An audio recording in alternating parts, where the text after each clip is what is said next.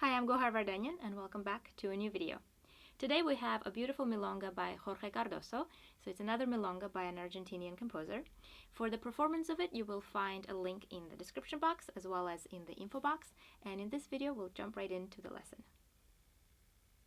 So for the opening here, I like to think of that first page as an opportunity to set the mood for what's coming ahead.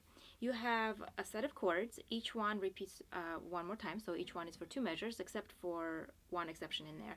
So when you play these, you have to shape them to create this really calm, beautiful mood and to give it some sort of direction forward. If you just play each chord twice, the same way, it'll still sound pretty because the chords are beautiful, but it kind of sounds more like an exercise and it doesn't really have any sort of direction, any phrasing to it. So what I would suggest you do is, instead of playing the same thing twice, within those first two measures, or the two measures for each chord that it repeats, try to shape it. So for example, the way I played it was the first chord here, I kind of took my time getting into it, then I played a crescendo to it. So the second chord, the second time I played that same chord, I end up starting louder than the first time around. And then I kind of reseat a little bit. Here I kind of keep the intensity because of the bass moving forward, and then you come back a bit here because of the descending third, so it sounds, and then to the minor version, so it kind of asks to be less, right? And then take a little bit of breath here, and then go back and repeat it.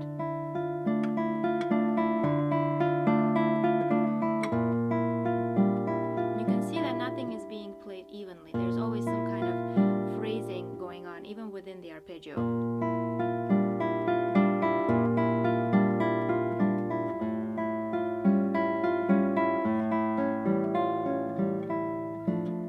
That will give you a bit more of a sense of direction. You always want to have a sense of going forward, so nothing feels static and that you're just kind of stuck in one place. And playing the same thing twice is the best way to be stuck in the same place, right? Because you're not even changing anything. So within that repeat, you have to create change.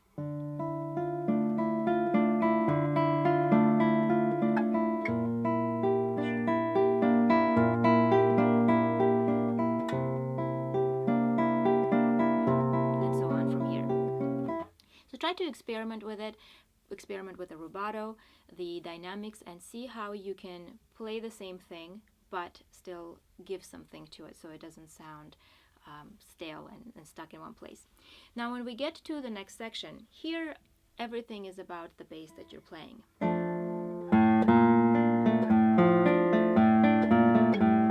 So the melody is in the bass. For me, what helps is to play rest stroke with my thumb. So here,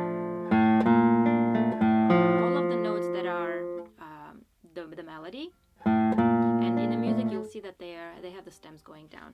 So you'll see two directions for the stems. The ones that are up are for the accompaniment, and the stem down is for the melody.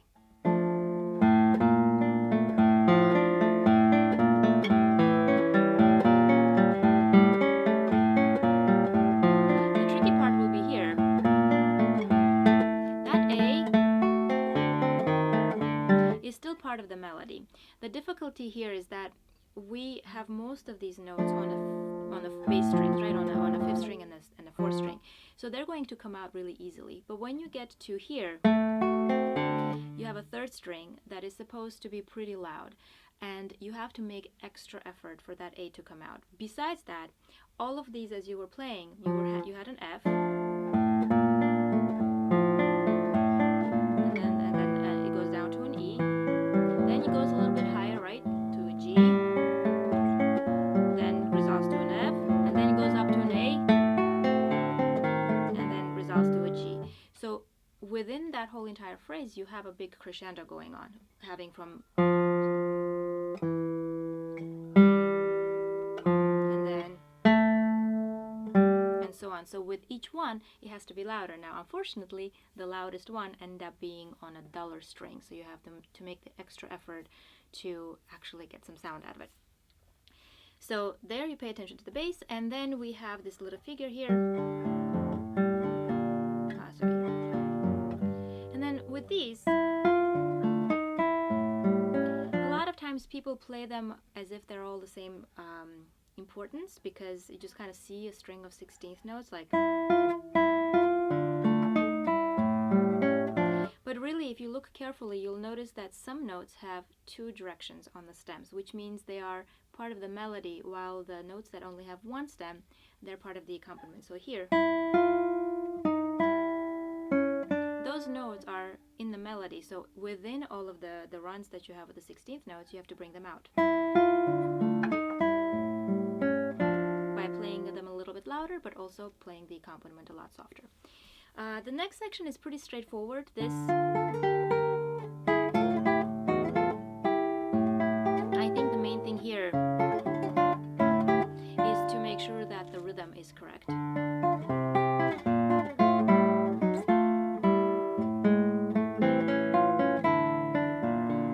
So really pay attention to the dotted eighth notes. Sometimes people don't hold the dotted eighth notes long enough.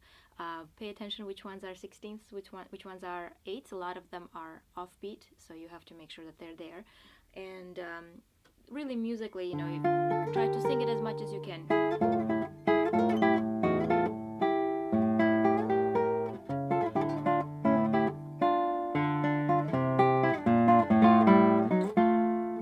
So here, maybe bring it out. Here a crescendo and more weight on the G sharp because it doesn't fit in the chord. So the dissonances, usually you want to put more emphasis on them, and the resolution less.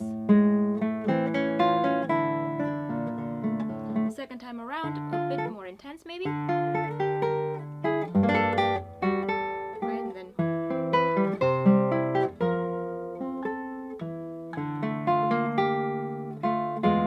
like here again, it would be more, and then the E is the resolution. So you have.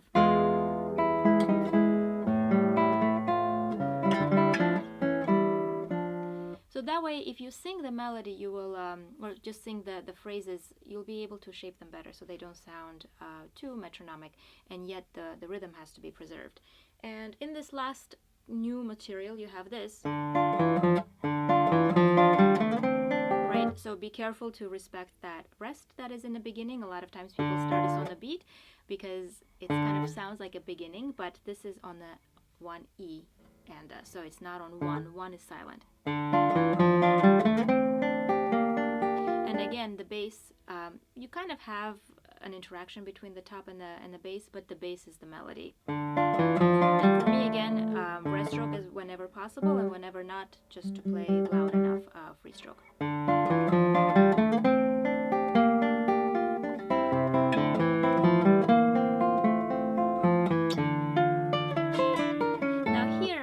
Honestly, we can't really do too much about it. I would love to have this to ring as much as possible, and if we had extra fingers where we could leave a finger here, like kind of, it's impossible to do. So the top note gets cut off. But maybe if you can do it on purpose where it just sounds articulated, then it won't sound like a hiccup as much. And then again, this is in the bass. And then you go back to a section that you've played before, and you could do something different with it, either change the color, change the dynamics. You're gonna play this 4 times if you do repeat. So each time do maybe something different depending on where it is in the piece. Now, one note, when I play it the second time around, in the music it tells you to do this, and I kind of found that to be a little bit choppy, so I end up sliding my finger and then not playing the D and just allowing my glissando to make that sound. And you'll notice, probably in the performance, that I added basses. This was a recording that I heard a long time ago. I can't even say who it was specifically that was playing, And I like that the second time around there were some new basses. So I added them, even though in the music that's not how it's written. In the music it's just a full exact repeat of the whole section. But here I just moved down to a C in the middle of the arpeggio. So with this E. And then here is a little bit of a turn.